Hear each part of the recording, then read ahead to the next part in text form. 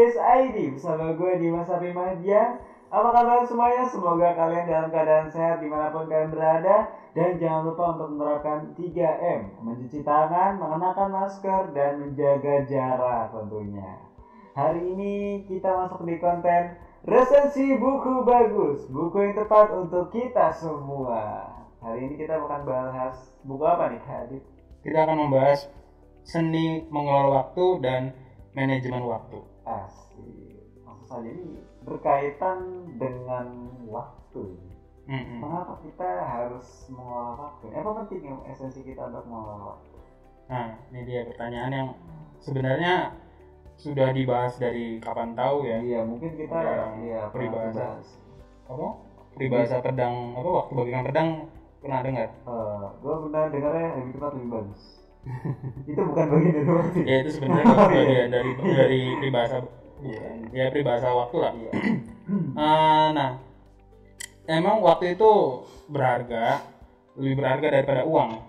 Jadi nanti ketika kalian itu menjadi orang mungkin miliarder atau punya uang triliunan ya, dia punya uang banyak, mungkin kayak siapa ya di sini yang yang Indonesia kan ada orang-orang kayak di dunia masuk berapa terkait dunia kan ya, yang pemilik apa ya perusahaan-perusahaan besar ya. Nah itu mereka sebenarnya nanti menemukan bahwa harta itu tidak bisa membeli waktu. Sebanyak apapun harta yang kita miliki, kita nggak bisa beli waktu. Waktu itu udah adalah sesuatu yang paling berharga daripada uang. Waktu itu bisa menghasilkan uang, bisa menghasilkan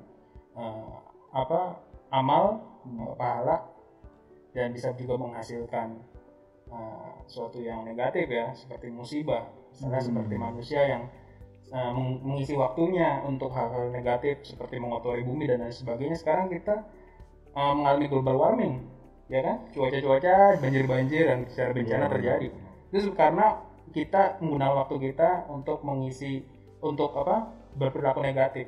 Tapi kalau kita berperilaku positif, waktu itu akan menyelamatkan kita. Jadi artinya penting waktu ini adalah waktu yang berlalu tidak bisa kita beli kembali ya. Dan kita nggak bisa memperbaiki waktu-waktu belakangan kita gitu. Iya. Oke. Jadi mungkin kita langsung ke buku yang pertama ya. Buku pertama ini tentang seni mengelola waktu, karya dari Bryan Adam. Siapa dia? Bryan Adam. Jadi Bryan Adam ini namanya keren ya. Awal kali saya kira ini orang Eropa. Ternyata bukan orang Eropa. Oh iya? Ternyata orang Surabaya. Seriusan? Enggak serius. Iya beneran. Ada di belakang itu diceritain di bagian. Oh iya. Di bagian paling belakang itu kan ada yang biografi tokoh singkat itu. Nah, ya. Lembar sebelumnya. Nah, di situ. Oh iya. Oh iya, Mojokerto. Lahir Mojokerto, sekarang tinggal di Surabaya. Jawa Timur. Namanya keren ya. Iya, kayak orang Eropa. Orang Eropa. Iya. Jadi ini buku buatan orang Indonesia, ini karya anak negeri ya, bagus. Dia ini ceritanya seorang penulis dan dia juga seorang entrepreneur, dia punya usaha. Dia itu S2 ilmu komunikasi. Jadi bukan semata-mata hanya orang yang nulis tanpa gelar akademisi, tapi dia juga punya kemampuan akademik di sana. Jadi buku ini ditulis bukan oleh sembarang orang, seorang penulis, entrepreneur dan seorang akademisi. Jadi lumayan bagus bukunya. Gitu. Oke. Penasaran, maksudnya dari sebelum episode sebelumnya mungkin kita ngebahas tentang karya, maksudnya orang-orang tersebut ya, orang-orang yang menciptakan buku ini gitu. Iya benar. Kenapa sih kita harus memahami siapa penulis yang menciptakan buku ini, maksudnya yang buat buku ini, kenapa bukan hanya kita sekedar membaca aja gitu. Jadi gini, ada yang namanya latar epistem penulis, jadi latar pengetahuan penulis. Jadi penulis itu menulis mengikuti pengetahuan di masa lalu. Misalnya orang yang itu cuma tahunya tentang dunia di benua Eropa, maka dia akan menulis ilmu-ilmunya itu terkait dengan di Eropa. Sementara orang-orang yang hidup dan tinggal di Asia, dia pasti akan bisa nulis-nulis konteks yang khusus di Asia. Kayak misalnya Bryan Adam ini kan orang Indonesia. Maka nanti permasalahan yang dicuplik juga cocok banget sama permasalahan Indonesia. Oh iya. Beda nanti sama Alan Lakein yang ini orang luar. Dan jadi konteks bukunya kan ikut. Jadi kita ketika melihat itu ya harus melihat penulisnya ini siapa, karena nanti akan mempengaruhi pengetahuan dia untuk memaparkan bukunya kepada kita ya. Segitulah pentingnya memahami latar penulis ya. Oke, jadi mungkin kita langsung ngebahas buku ini. Jadi buku ini tuh ngebahas tentang apa sih? Seni mengelola waktu dulu ya. Oke, silakan. Jadi seni pengelolaan waktu ini sebenarnya kedua buku ini itu sangatlah penting. Tapi di seni mengelola waktu ini ditekankan kenapa orang ada dua jenis orang kan, ada orang yang tidak memiliki kemapanan atau biasanya kita nyebutnya orang-orang yang kurang mampu ya. Habis itu ada orang-orang yang mapan, orang-orang menengah ke atas lah. Oh jadi waktu itu bisa menjadi mempengaruhi tingkat ekonomi, tingkat ekonomi kesuksesan. Jadi ada orang yang perbedaan orang yang berhasil mengelola waktu dan berhasil secara ekonomi dengan orang yang gagal secara pengelolaan ekonomi itu banyak. Salah satunya adalah orang yang berhasil itu bangun 3 jam sebelum kegiatan awal. Jadi seperti kalau di Islam itu bangunnya subuh. Nah, kalau orang-orang Islam makanya disuruh untuk subuhan karena bangun lebih awal sebelum kegiatan utama. Jadi itu adalah suatu budaya yang bagus. Dan itu adalah contoh dari seni mengelola waktu. Jadi bangun lebih awal untuk bisa menyiapkan diri mengikuti kegiatan-kegiatan bekerja secara optimal seperti itu. Nah, ini juga sebenarnya dipergunakan seperti Presiden Barack Obama itu bangun pagi-pagi. Dia bangun pagi-pagi padahal dia itu kan ya seorang presiden ya dan dia bukan seorang muslim, tapi tetap bangunnya pagi-pagi, dia langsung kegiatan olahraga kecil lalu langsung mengerjakan tugas-tugas kepresidenannya. Jadi dengan kata lain, bangun pagi ini universal. Dan beruntunglah orang-orang yang diwajibkan untuk bersubuh. Iya benar. Iya nggak? Benar. Nah, di situ orang-orang yang sukses itu memiliki target produktivitas. Maksudnya apa? Hari ini saya mau ngapain?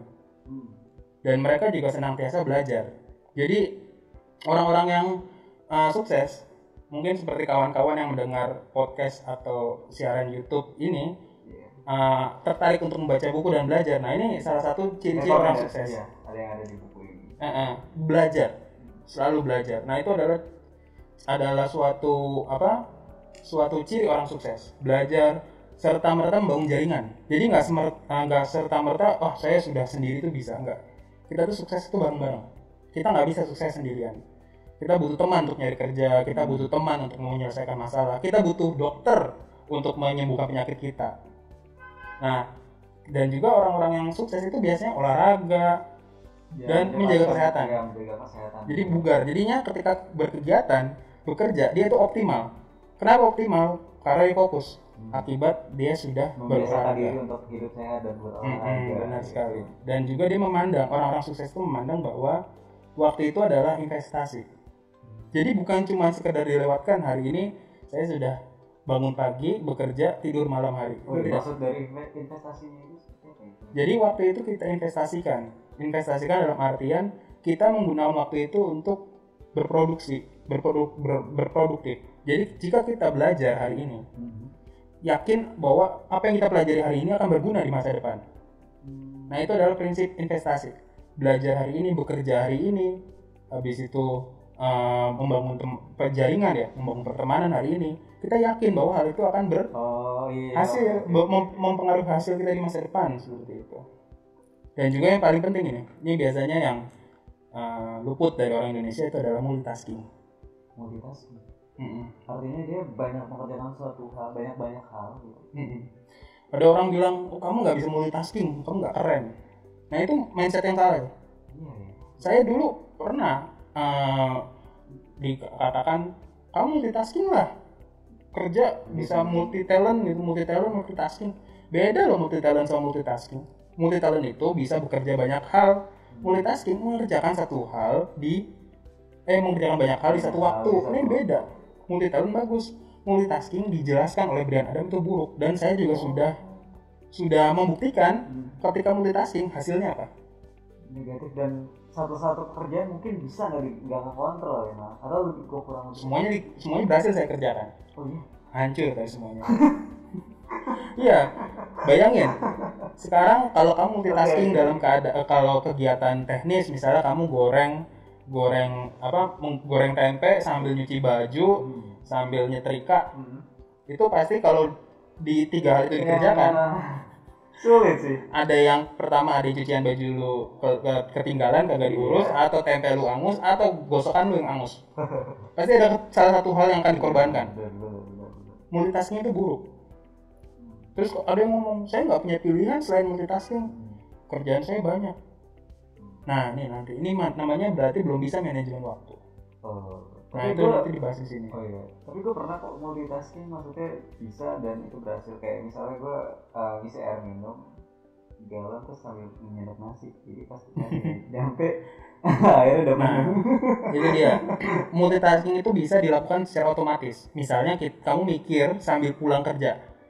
Naik motor kan bisa mikir mikir nyampe rumah. Tapi multitasking itu hanya bisa dilakukan ketika kamu sudah expert. Expert itu maksudnya ya kamu udah hafal jalannya. Kalau kamu bekerja, apalagi bekerja yang dinamikanya baru, misalnya bekerja di dunia sekarang kan masuknya dunia kreativitas, semua itu hal yang baru. Kamu bayangin aja, kamu disuruh ngedesain logo sambil kamu disuruh juga mengedit video. Itu 2 hal yang rumit tuh. 2 hal yang rumit dan harus ditargetkan selesai dalam waktu yang singkat. Itu nggak keteteran videonya dan logonya. Pasti logonya jadi tapi jelek, videonya jadi tapi patah-patah, atau ada apa ya istilahnya ada kerusakan di tengah videonya. Itu kan bisa terjadi seperti itu. Laptop bisa trouble. Iya. Laptop aja dipasang multitasking aja sering error kan? Iya. Jadi apa sih sebenarnya seni mengelola waktu itu? Jadi seni mengelola waktu itu, ini kan yang tadi saya bahas itu latar belakangnya karena orang sukses adalah orang yang bisa mengelola waktu. Iya. Nah, seni mengelola waktu itu intinya adalah menganggap bahwa waktu itu adalah harta yang terbaik. Bukan uang. Uang di bank kamu punya 1 miliar, 1 triliun, tapi kamu besok mati, mati. Uang itu mau kamu buat apa? Memperpanjang umur. Orangnya sekarang karena COVID itu banyak yang orang kaya loh. Pejabat-pejabat banyak, ada yang pejabat yang meninggal kan kena COVID. Bagaimana dia nggak mendapatkan fasilitas terbaik, dia mendapatkan perhatian terbaik, dia mendapatkan prioritas terbaik karena dia pejabat. Tapi meninggal. Dengan kata lain apa? Waktu nggak bisa. Nggak bisa kita beli. Benar. Waktu itu berharga, layaknya harta, dan kita harus menganggap bahwa itu adalah harta terbaik yang kita miliki, bukan uang. Nah, manajemen waktu itu adalah manajemen bagaimana kita bisa mencapai sasaran hidup. Jadi kita punya harta, kita harus investasi nih. Kalau kita punya uang, kita investasi. Mau bangun pertanian, mau bangun kantor, mau bangun warung, kan kita milih ya. Sama, kita punya waktu, kita itu punya tujuan. Kita mau jadi apa? Jadi entrepreneur, atau mau jadi seorang presenter, kamu mau jadi presenter, atau mau menjadi seorang akademisi, dosen, atau mau menjadi seorang insinyur, membangun perusahaan konstruksi atau apa, itu banyak, punya target setiap orang kan ya, sasaran hidup kita sebutnya. Dan waktulah yang akan merealisasikan. Kita menggunakan waktu kita secara tepat. Kalau mau jadi seorang arsitek, kita harus masuk kuliah arsitektur. Mau membangun usaha, kita harus belajar bagaimana mengelola uang, bagaimana bisa menghasilkan uang dari perdagangan dan lain sebagainya. Jadi manajemen waktu itu adalah manajemen bagaimana kita mencari sasaran hidup. Waktu adalah sumber daya yang berharga. Dan yang paling penting adalah kita harus tahu prioritas. Kenapa orang itu bisa multitasking dan kenapa mereka terpaksa multitasking? Karena nggak tahu prioritas. Prioritas itu harus dilihat dari tujuan. Jadi kalau kamu mau nentuin, ini saya punya banyak pekerjaan, misalnya nih saya secara pribadi, saya harus ngerjain artikel, saya harus belajar, saya juga harus kehidupan makan dan sebagainya. Ini saya lihat prioritasnya, target saya apa. Kalau saya melihat prioritas membuat artikel, ya saya bikin artikel, buat konten di website Reaksi ID. Tapi kalau saya lihat prioritasnya, saya harus belajar, karena kalau saya nggak belajar, ntar saya bikin kontennya akan jelek. Maka saya belajar dulu, saya baca teorinya, baru ntar saya bikin artikel supaya konten artikel saya itu naik. Saya lihat prioritasnya, yang mana lebih prioritas. Nah nanti cara penentuan prioritas dijelaskan di buku ini. Dan juga nanti harus ada perencanaan jangka pendek, seminggu, dan jangka panjang, sebulan, tahunan, bahkan 10 tahun. Saya sih punya perencanaan sampai 5 tahun, 10 tahun. Cuman realisasinya itu dilakukan dari mana? Dari mingguan. Nah, bagaimana cara menyusunnya? Nah, nanti bisa dibaca di bukunya. Dan kita harus punya to-do list. To-do list itu pekerjaan yang harus diselesaikan harian ya. Gitu. Dan yang paling penting itu adalah cara untuk fokus. Nah, itu dipelajarin juga di sini. Ada dijelasin cara untuk fokus. Ya, salah satunya ya berhubungan dengan gaya gadget ya, handphone itu. Nah, bagaimana caranya kita menaklukkan gadget, bukan kita sebaliknya ditaklukkan gadget, itu juga dibahas di buku ini. Jadi ya gitulah, masih banyak sebenarnya. Jadi sebenarnya yang menjadi alasan buku ini terbitkan apa, jadi latar belakang masalah-masalah seperti itu ya, apa seperti yang lainnya? Jadi gini, latar belakang buku ini terbit ya. Tentu kan mungkin mengelola waktu di masyarakat kita yang mungkin masyarakat seperti gue ini yang ngerasa ngapain sih maksudnya ngelola waktu harus perlu baca buku gitu. Jadi mengelola waktu itu dianggap remeh. Ya, banyak yang dianggap remeh ya. Karena santai aja. Bahkan ada yang ini kan sans aja lah. Sans aja. Masih muda kita, apalagi buat anak-anak muda gitu. Sans masih muda gitu ya kan. Padahal waktu itu terbatas. Jadi gini, ketika kita masih muda, kita punya waktu banyak. Kita punya energi banyak. Apa yang kurang dari ini? Itu adalah ilmu. Ilmu kita sedikit. Ketika kita masih muda, ketika kita sudah lumayan dewasa ya sekitar umur 30 tahunan sampai umur 50 tahunan, kita punya waktu terbatas. Energi kita juga terbatas. Ilmu kita lumayan. Nah, pas kita sudah tua, yang udah 50 tahun ke atas, 60, ilmu kita banyak, energi kita sedikit, bahkan hampir habis, waktu kita sudah sedikit. Nah, jadi kita menyadari bahwa semakin kita berumur, waktu kita itu semakin mepet. Dan waktu itulah yang membuat kita bisa mampu bekerja dan bisa menyambung hidup dan sebagainya, berkarya. Kalau kita punya waktu melimpah, kita buang-buang, seperti kita sebenarnya membuang uang itu ditebar di helikopter. Sebenarnya kan rugi kan ya? Iya, maksudnya. Nebar uang di helikopter rugi. Nah, kayak gitu. Jadi waktu itu penting karena apalagi yang teman-teman masih muda nih, generasi Z sama generasi milenial, itu penting banget karena waktu itu masih muda, itu waktu masih banyak banget gitu. Dan harus dimanajemen supaya lebih efektif sehingga nanti di masa tua dengan waktu yang terbatas kita mampu lebih produktif gitu.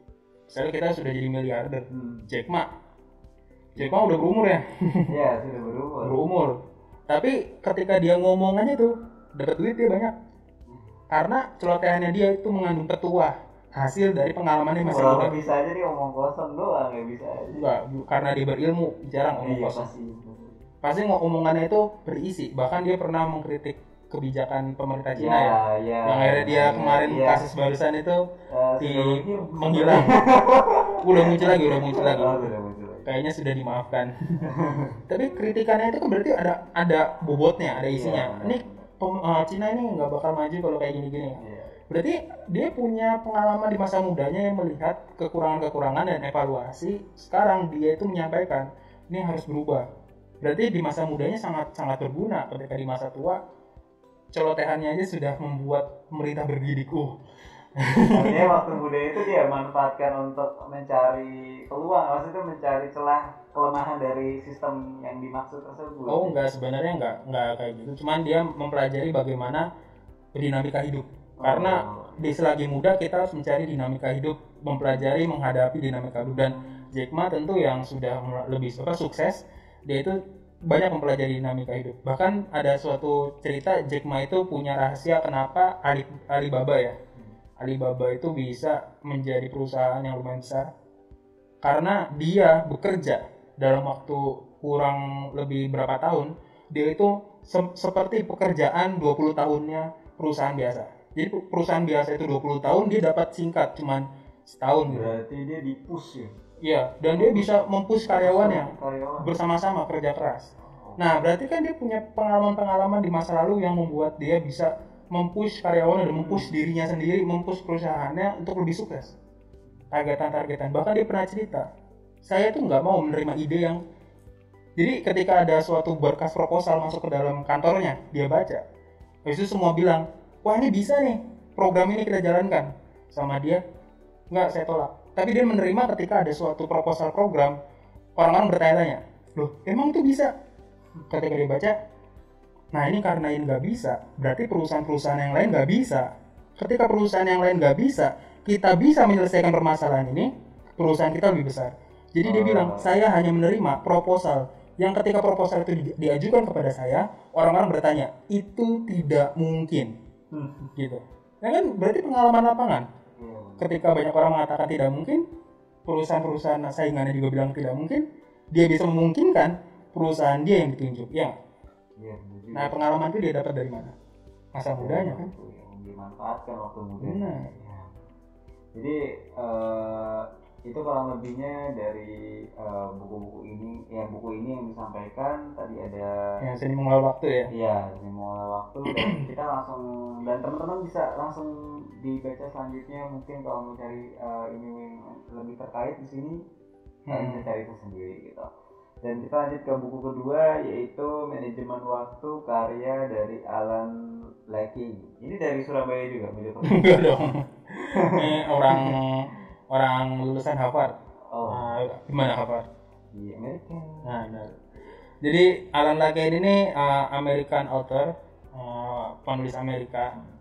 Nah, buku ini Manajemen Waktu ini udah terjual 3 juta kopi di worldwide, di seluruh dunia. Banyak juga ya maksudnya. Udah banyak, udah terkenal. Buku ini udah terkenal. Sampai sering saya baca sampai agak lusuh ya, teman-teman, ini bukunya agak lusuh.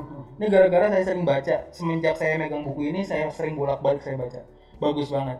Dan Alan Lakein ini adalah seorang yang berhasil merubah pandangan orang terhadap waktu. Dia menganggap bahwa waktu itu adalah hidup. Membuang waktu sama juga menyanyiakan hidup. Gitu. Dia berkata, kontrol waktu kamu, maka kamu akan mengontrol hidup kamu. Dan ini adalah ucapan si Alan Lakein gitu. Bahkan Presiden Bill Clinton itu pernah membaca bukunya dan terinspirasi tentunya. Jadi keren juga berarti buku ini. Iya, Presiden Bill Clinton membaca bukunya waktu Presiden Amerika membaca bukunya waktu masih muda, dan dia terinspirasi, dan mungkin buku ini salah satu yang mengantarkan dia menjadi presiden di Amerika saat itu. Jadi apa sih isi bukunya sampai seorang presiden pun pernah membaca buku ini? Nah ini dia, presiden itu kan punya banyak kesibukan tentu. Bayangin yang kita jadi Presiden Jokowi itu. Iya pasti sibuk banget. Nah buku ini dia tulis, saya terinspirasi buku ini di halaman depan biografinya. Dengan kata lain, ini benar-benar memecahkan permasalahannya dia sebagai presiden. Di buku ini dijelaskan cara menghargai waktu, cara membuat keputusan, cara menentukan prioritas, dan cara mengelola stres, serta menghancurkan mindset yang salah. Menghancurkan mindset yang salah maksudnya? Mindset yang salah itu jadi ada mindset yang salah yang kita jadi suatu tradisi yang kita percayai. Artinya udah berlaku di kehidupan ini. Apa itu? Nah ini ada 3 tipe orang yang dijelaskan di buku itu. Orang tipe yang pertama adalah over organizer. Jadi over organizer itu orang yang kerjanya itu bikin jadwal, bikin rencana muluk-muluk. Ini dulu saya juga kayak gini nih. Planning terus. Bikin planning banyak, itu muluk-muluk. Saya hari ini harus gini, besok harus gini. Tapi saya nggak jalanin. Dari 10 target cuma saya jalanin 1. Jadi organizer itu adalah terlalu banyak ngatur, sampai waktu untuk ngatur jadwal itu habis untuk ngatur jadwalnya. Jadi waktunya dia itu habis untuk ngatur jadwal. Jadi dia nggak sempat Iya. Sedikit nggak jadwal. Berarti harus gini. Nah itu udah saya tinggalkan. Overdo. Saya juga pernah kayak gini. Saya tinggalkan jadwal ini. Apapun yang datang, pekerjaan apapun yang datang saya kerjakan. Overdo. Misalnya kayak baru kepengen gitu. Bukan baru kepengen. Misalnya plastik sampah habis, langsung saya ke pasar beli plastik sampah. Atau ada permasalahan, gentengnya bocor, langsung saya gimana nih biar nggak bocor. Saya langsung otak-atik. atau ada permasalahan kabel, langsung saya ngambil peralatan, langsung saya benerin kabelnya. Jadi setiap ada permasalahan saya reaksi, permasalahan reaksi. Akhirnya tuh kerjaan kayak banyak banget gitu. Hidup saya kayak cuman buat banyak pekerjaan. Jadi hari ini kan udah ngapain aja? Kayaknya saya udah ngerjain banyak hal. Tapi kok pekerjaan utama saya, misalnya saya punya tugas untuk menyusun berkas gitu, menyusun laporan. Laporannya nggak selesai, tapi kok saya kayaknya udah ngabisin waktu saya produktif. Oh, dalam arti overdue ini lebih ke, maksudnya dia misalnya dalam konteks udah punya suatu kewajiban gitu, maksudnya ada suatu. Iya, apapun. Misalnya kamu sebagai mahasiswa, kayaknya dari tadi saya banyak kegiatan deh, tapi kok pas baru ingat, kok tugas belum selesai ya? Kayaknya saya dari tadi udah ngerjain tugas. Ternyata apa? Kamu pas ngerjain tugas, kamu kepikiran, wah, apa saya baca buku ini ya? Kamu baca buku dulu sampai selesai. Terbentar, kalau baca buku ini ada volume 2-nya, ambil volume kedua, baca sampai selesai. Oke. Nah ini nggak fokus sama permasalahan utama. Jadi overdoer itu adalah mengerjakan banyak hal, pekerjaan utamanya nggak dikerjakan. Ibaratnya ngerjain side quest. Kalau game ya. Iya, kalau di game side quest, kalau main questnya jadi ketinggalan gitu. Dan waktu senggang itu sebenarnya adalah hal yang baik. Jadi selama ini kan kita anggap bahwa ada waktu senggang itu buruk. Kamu nganggur gitu. Enggak, sebenarnya kata Alan Lakein, waktu senggang itu baik untuk memperbaiki mindset kita, untuk merenung dan lain sebagainya. Jadi istirahat lebih cepat lebih baik. Jadi kalau kamu bekerja, kerjakan dengan fokus, lalu istirahatlah secepat mungkin. Biasanya kan kita lagi di tengah kerjaan ya, ngetik capek gitu ya, habis itu lihat Instagram dulu, lihat Facebook dulu, lihat WhatsApp, ya kan? Iya benar, jadi keterusan. Nah, padahal kalau menurut prinsipnya Alan Lakein, kerjakan kerjaan kamu baru sampai selesai, baru kamu lihat media sosial, itu harusnya. Gitu. Jadi menurut prinsip Alan Lakein adalah waktu senggang itu lebih baik. Jadi punya waktu senggang itu bagus karena itu bisa memperbaiki kita bisa istirahat dan lain sebagainya gitu. Jadi tentunya ada beberapa mindset, itu baru 3 mindset ya. Mindset iya, masih banyak banget. Masih banyak lagi yang ada di buku ini. Baca bukunya aja, soalnya banyak juga yang saya tertampar gitu ya baca. Oh iya kok saya kayak gitu. Dan tentunya ini rekomendasi juga buat teman-teman yang mungkin mau cari tahu lagi tentang mindset-mindset yang salah yang ada di buku ini tadi. Jadi bedanya buku ini sama ini tuh apa nih? Manajemen waktu sama seni mengelola waktu. Jadi perbedaan utamanya di Brian Adam buatan Indonesia itu filosofis. Jadi sama kayak Alan Lakein bersifat filosofis, tapi karena banyak penjelasan, jadi kurang poin-poin, kurang teknis.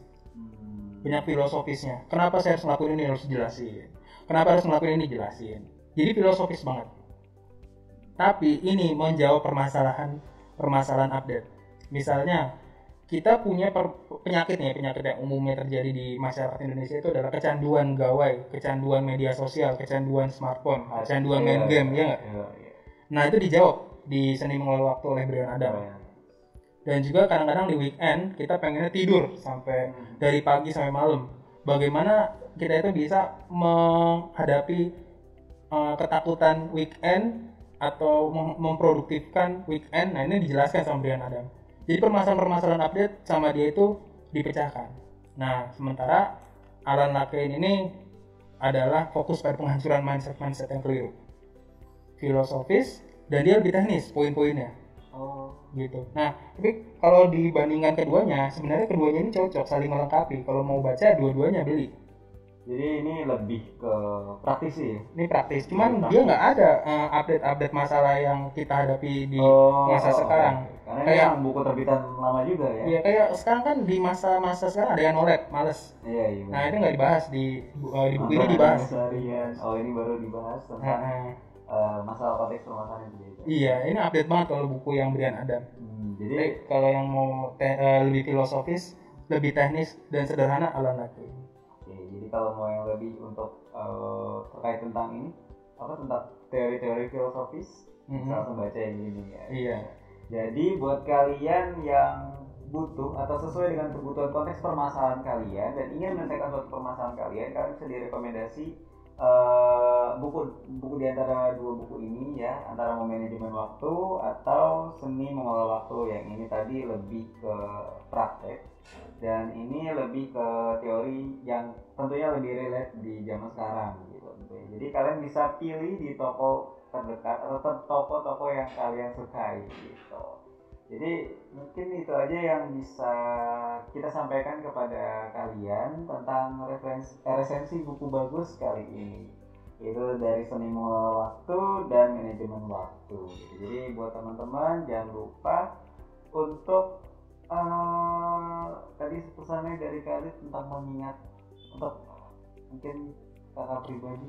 Quote ya. Iya. Sebagai quote hari ini, quote-nya adalah jangan biarkan waktu menipumu karena waktu tidak bisa kau taklukkan. Dari Auden. Nah ini quote-nya ini juga ada di buku ini, di buku Brian Adam. Jadi saya tadi ngambil quote yang tadi itu barusan ada di buku. Jadi teman-teman kalau yang mau pasang quote di Instagram, bukan kadang-kadang gitu ya? Iya benar.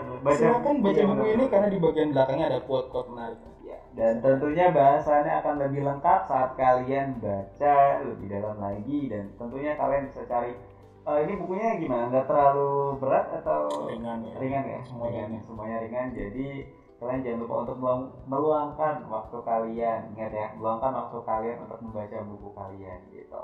See you next time teman-teman di pertemuan berikutnya. Dadah.